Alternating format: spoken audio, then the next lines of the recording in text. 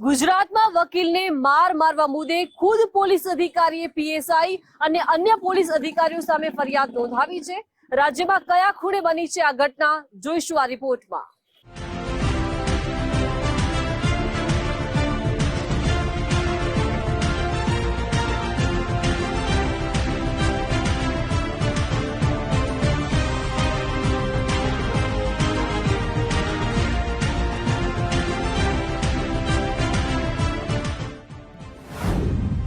અરવલ્લી જિલ્લામાં વકીલને માર મારતા ઉઠ્યો અવાજ। 3 દિવસ બાદ પીએસઆઈ સહિત અન્ય પોલીસ કર્મી સામે નોંધાઈ ફરિયાદ। અરવલ્લીના મોડાસામાં પોલીસે વકીલને માર મારતા ભારે વિરોધ નોંધાયો હતો। જિલ્લા કોર્ટ ખાતે બાર એસોસિએશનનો ઉગ્ર વિરોધ કર્યો હતો। પોલીસ વિરુદ્ધ વકીલોએ સૂત્રોચ્ચાર કર્યા હતા અને તમામ વકીલો કામકાજથી અળગા રહી વિરોધ કર્યો હતો। કોર્ટ પરિસરમાં આવેલી પોલીસને વકીલોએ કોર્ટ બહાર ધકેલી કાઢી હતી। આક્ષેપ છે કે ટાઉન પોલીસ, એક પીએસઆઈ અને 6 કોન્સ્ટેબલોએ વકીલ ગોપાલ ભરવાડને માર માર્યો હતો। ઘાયલ વકીલને સારવાર માટે હોસ્પિટલ ખસેડવામાં આવ્યા છે। જો કે વકીલોએ ઉગ્ર રોષ ઠાલવતા શું કહ્યું હતું, હવે તે પણ જાણીએ।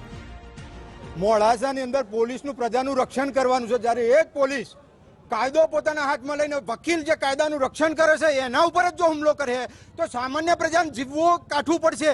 આ ડાભી પોલીસ ટાઉન હમણાં થોડા દિવસ પહેલા આર્મીના જવાનને માર્યો, ફરીથી અહીં અરવલ્લી ડિસ્ટ્રિક્ટમાં એડવોકેટને માર્યો। આ કોની શેહ ઉપર કાયદાનો ભંગ થાય છે સરેઆમ। અરે ભાઈ, જ્યારે વકીલે કોઈ કાયદાનું અનુપાલન ના કર્યું હોય તો તેના ઉપર એફઆઈઆર ફાડવાની હતી, તેને મારવાની સત્તા કોને આપી?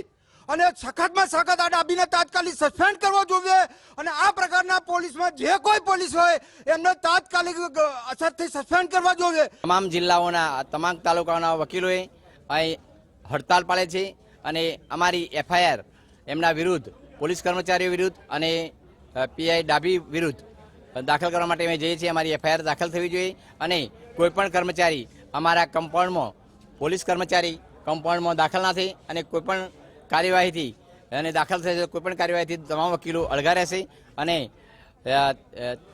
કોઈપણ પોલીસ કોન્સ્ટેબલ અમારા આ ફરિયાદનું અને આ બનાવનો નિકાલ ના થાય ત્યાં સુધી પોલીસ કમ્પાઉન્ડમાં કોઈપણ કર્મચારી પોલીસ આવી શકે નહીં, એવું અમે બાર એક ઠરાવ કરેલ છે। એસોસિએશનના પ્રમુખ સાહેબના અધ્યક્ષસ્થાને જે મિટિંગ મળી તેમાં એ ઠરાવ થઈને નક્કી કરવામાં આવ્યું છે કે કાલે સાંજે જે બનાવ બન્યો છે મોડાસાના એડવોકેટ ગોપાલભાઈ ભરવાડ ઉપર કે જેમને બંધી બનાવીને પોલીસે ગંભીર માર માર્યો છે, હાલ તે સારવારની તહેતમાં છે।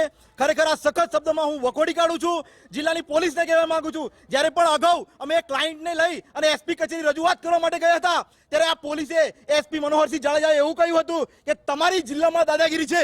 ભાઈ, લોકોને ન્યાય આપવાનું કામ કરીએ છીએ, એ પોલીસને લાગે દાદાગીરી તો એ અમારી દાદાગીરી કાયમ રહેવાની છે।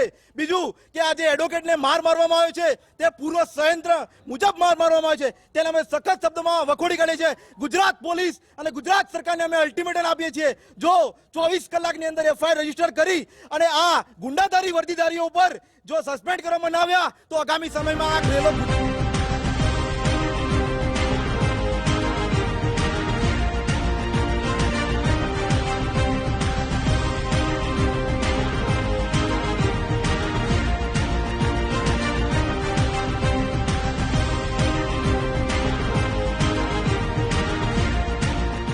વકીલોની ઉગ્ર રજૂઆતોના પડઘા આખરે પડ્યા છે। મોડાસામાં વકીલ ગોપાલ ભરવાડને પોલીસકર્મી દ્વારા માર મારવા મામલે 3 દિવસ બાદ પીએસઆઈ ડાભી સહિત પોલીસકર્મી સામે ફરિયાદ નોંધાઈ છે। ટાઉન પોલીસે પીએસઆઈ ડાભી સહિત અન્ય પોલીસકર્મી આરોપી વિરુદ્ધ ફરિયાદ નોંધી છે। મોડાસા ટાઉન પોલીસે પીએસઆઈ ડાભી સહિત અન્ય પોલીસકર્મી આરોપી વિરુદ્ધ માર મારવો, મોબાઈલ ઝૂંટવી લેવો અને રાયોટિંગ સહિતની કલમો હેઠળ ફરિયાદ નોંધાઈ હોવાનું સૂત્રો જણાવી રહ્યા છે। વકીલને માર મારવાની ઘટનાને લઈને આગળ કઈ દિશામાં પગલાં ભરાય છે તે પણ જોવું રહ્યું। વિપુલ રાણા, ગુજરાત